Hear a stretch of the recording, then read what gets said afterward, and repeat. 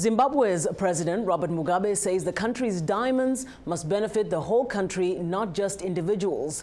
Speaking Sunday at the funeral of his sister Sabina at the National Heroes Acre, Mr. Mugabe appealed to what he calls greedy people to curtail their drive for wealth and unleashed another attack on Western countries that he says are trying to push him from power. Remove so, and of course it's Mugabe first who must go, according to them. And then we will relate with you. To hell with them. Britain, the US and other countries imposed sanctions on President Mugabe and his close associates nearly 10 years ago after Mr. Mugabe's government began seizing white-owned commercial farms. Now, still in Zimbabwe, the southern African nation is drafting a new constitution that is aimed at bringing new elections and ending years of political strife. Specially trained leaders are consulting with citizens across the country. VOA's Bobb reports.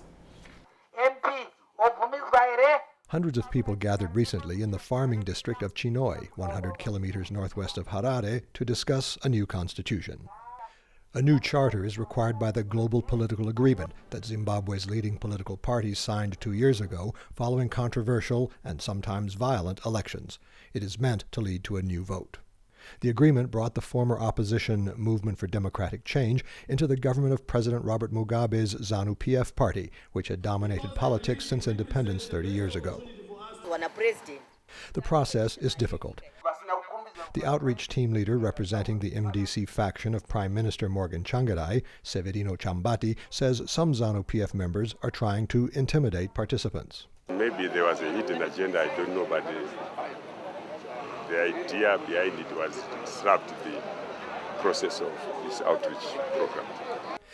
Moyo, the team leader for the MDC faction of Deputy Prime Minister Mutambara, says ZANU-PF is telling people what to say in order to promote a constitution that preserves Mr. Mugabe's extensive powers.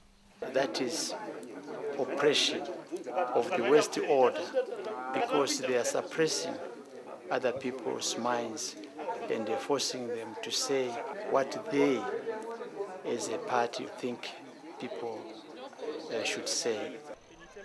The ZANU-PF team leader, Zakaria Ziyambi, disagrees.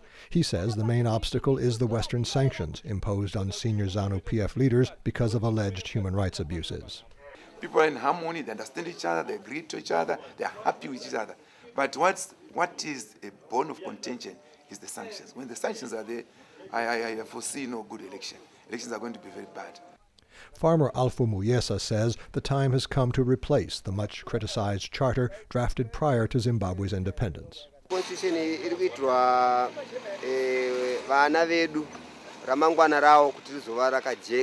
This new constitution is for future generations, and it aims to correct the previous Lancaster House constitution, which had many flaws.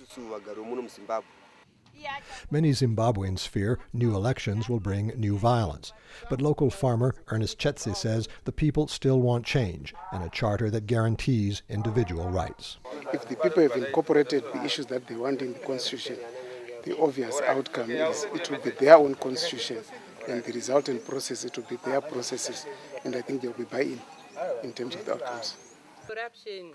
Some civic groups oppose the process. They say it is driven by politicians instead of the people. But Zimbabweans attending meetings like this one are showing that they want change and are willing to work for it. Bobb, VOA News, Southern Africa Bureau, Johannesburg.